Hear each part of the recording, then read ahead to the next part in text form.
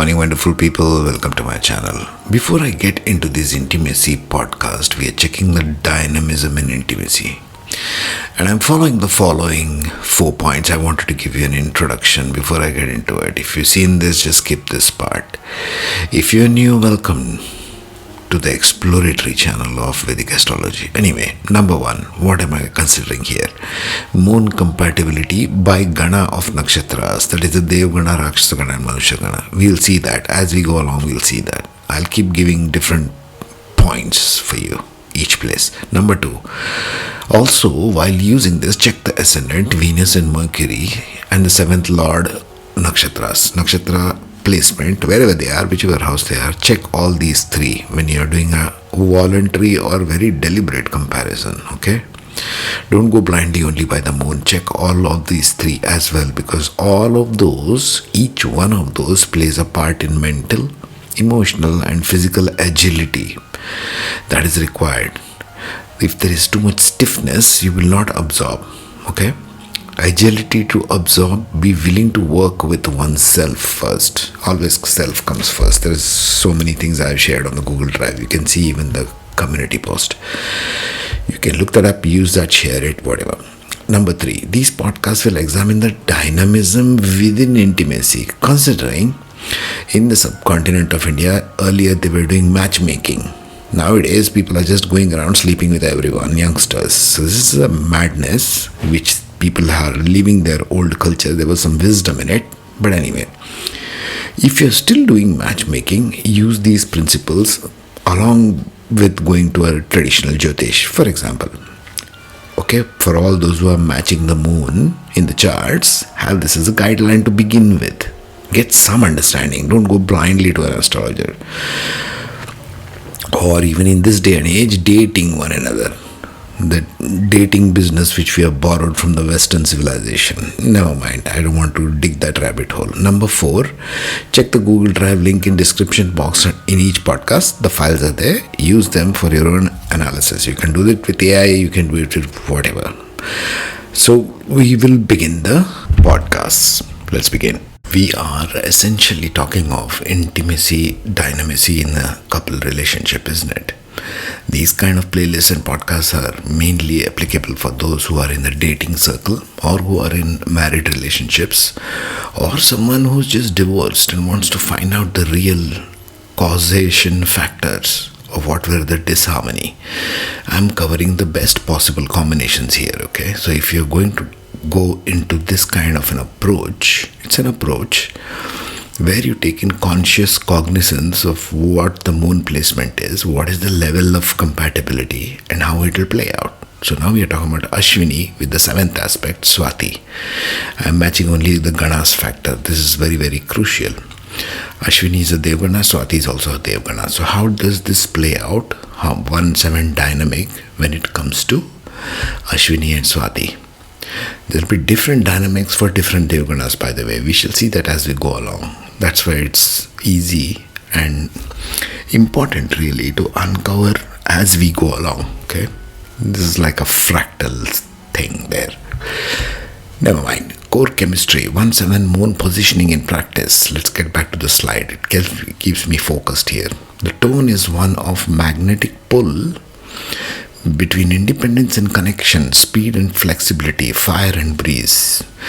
That logo over there, the horse, is Ashwini.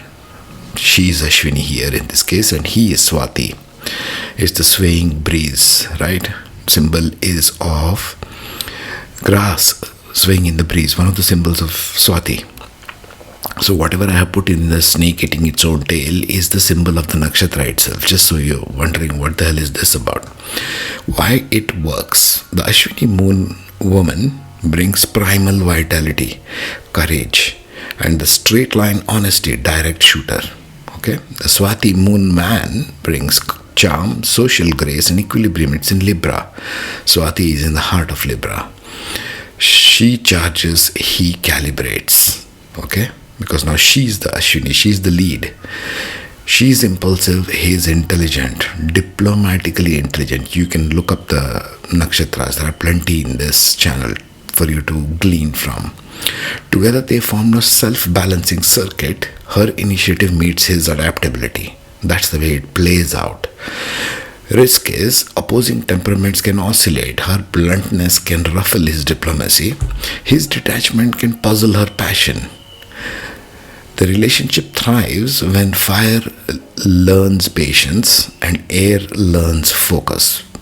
Being in Aries sign, Swati can be very divergent in its approach. It's like the breeze. Swati is literally like the wind. Gemini is the breeze. I think I had dealt with this before.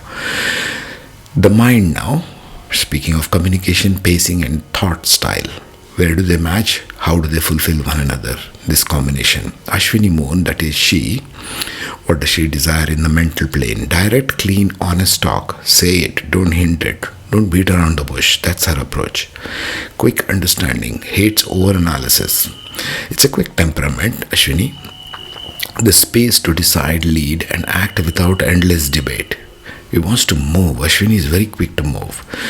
How he fulfills it, the Swati style. Use graceful clarity, soft tone, firm content. Avoids her irritation and earns her respect. Reflect her decisiveness through affirmation and refinement, like something like, I like that plan, let's add it this week.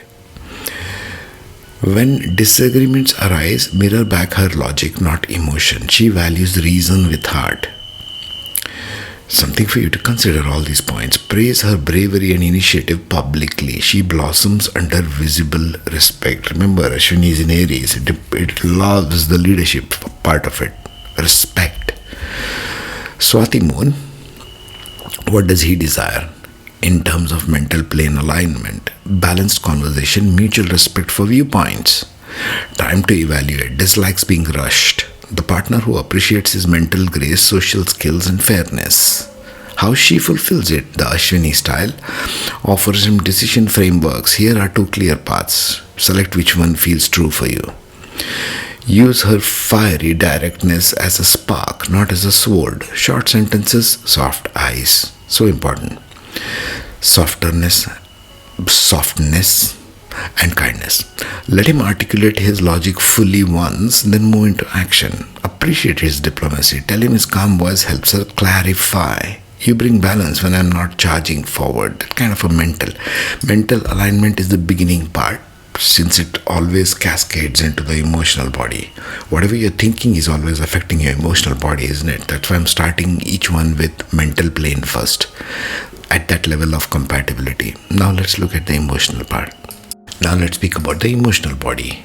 Keep the core chemistry in mind. That's why I left that box there above. Always keep the core chemistry in mind when you are doing compatibility like this. The emotional alignment, how does it play out in this combination? Safety, bonding and repair. Ashwini, her moon, desires what? In terms of emotion, very important. Emotional transparency and loyalty.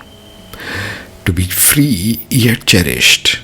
It requires a free path. Ashwini's unrestricted free path, being in the Aries. Quick repair after tension. She dislikes lingering moods. That's why you have to be careful between Ashwini and Cancer, Pushya and Punarvasu. We covered this before. How he fulfills. Speaks feelings lightly but consistently. I'm here. I value you. That should be the tone of the alignment.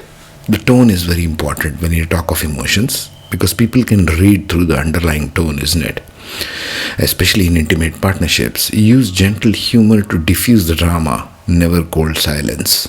Ashwini does not like cold silence. You're barking up the wrong tree then. Offer verbal freedom passes. Take your ride. I'll meet you after sunset. Just show some trust, and which keeps her grounded, knowing that he's always available. Avoid passive withdrawal, as she experiences that as disinterest. See, what you thought you would do, like withdraw within yourself, she experiences as something different. Now let's speak of the other way. Swati moon, him, what does he desire emotionally speaking? Peace, emotional steadiness and the space to breathe.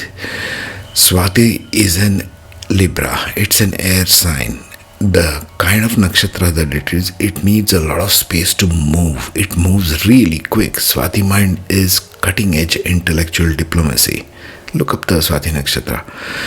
After conflict, offer physical closeness first, then brief verbal summary. I was fast, you were careful, we meet halfway kind of approach.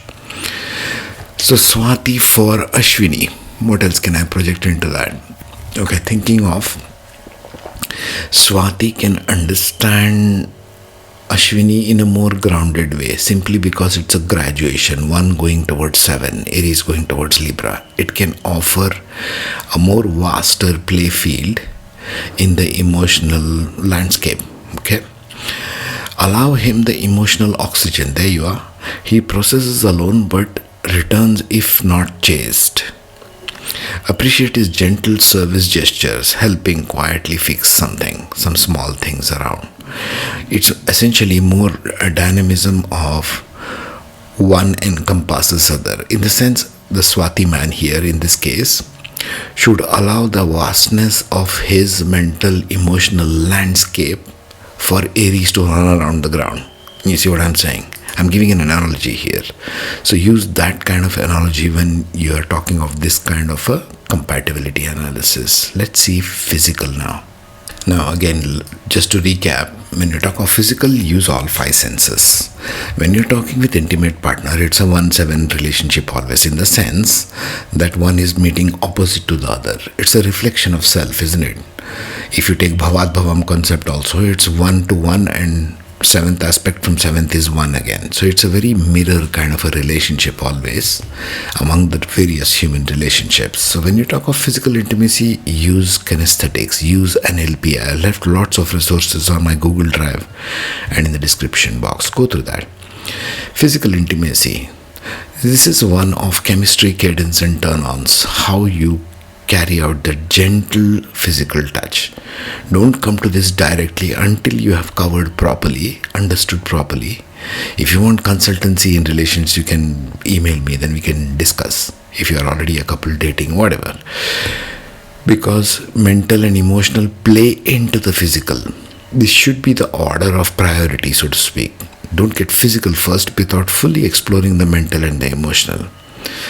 Because physical becomes a very tender aspect. It's actually the most tender aspect if you ask me. Ashwini Moon, what does she desire? Passion with play, direct initiation and tangible chemistry. Fast ignition being Aries, spontaneous moves and fiery rhythm. It's very quick, very passionate, very direct. Ashwini, in physical terms. In the bed, okay, if you want me to say it out loud. Partner who keeps up, challenges, responds instinctively. How he fulfills the Swati style is respond with fluid rhythm, match her pace. Swati can do that very well, matching the pace. Then slow her down just enough to deepen the sensation. Create movement-based intimacy. A lot of body movement, dance, travel, sensual massage. Why? Because Swati is like the wind, it moves. It requires physical movement. Air plus fire blending. They both support each other in that context because air is Libra and fire is Ashwini. So they complement each other very well. Complement her confidence. She glows under admiration. Who doesn't, isn't it? We think only women need the glowing, even men do, by the way. After intimacy, gentle dialogue, whispering, laughter, small affirmations keeps her fire tender. Now, speaking of the other guy, Swati Mohan, what does he desire physically? He desires an aesthetic atmosphere. Swati is in Libra. Put on scented candles. Put on nice soft jazz music, if you will. Any kind of music. Take your pick. Soft light. Create the environment. Swati needs an environment. Libra is the environment. Partner who flirts intellectually, not just physically. You have to connect with Swati at the mental level before getting to the physical, like I just said. Harmony of rhythm. He loves dance, being a Swati. Emotional synchronization before touch. I know this, I'm an Ascendant Swati, so this is very innate to my nature. How she fulfills it, Ashwini style, is create a sensory choreography. It has to be a dance. Intimacy, if you ask me, is a dance, inherent in and of itself, because it's very dynamic. How will you predict what the other person knows or wants on any given moment. Each one is going through such a flux. Her instinctive passion guided by rhythm and music. Add verbal foreplay. Tell me what you want to do next. Because she needs that directness. She'll approach it with that directness of Aries and Ashwini. His air element loves the mental tease. Keep intimacy varied but not chaotic. Planned surprises feel safer to him rather than pure impulse. Don't jump on his skin. Her courage and openness make him feel desired, which heightens his erotic confidence. All this play is needed as the end result of the connection which we did in the previous 2 slides, isn't it? The mental and the physical. That's how it plays out. There are some challenges as usual. Let's see what the fixes can be. What are the challenges of Swati and Ashwini when it comes to intimacy? 4 points listed there. Directness versus diplomacy. Guess who's who? Directness Ashwini, diplomacy Libra, Swati. Sign being she says too much, he retreats into silence or social avoidance. Can become very quiet, Swati, that way. Fix.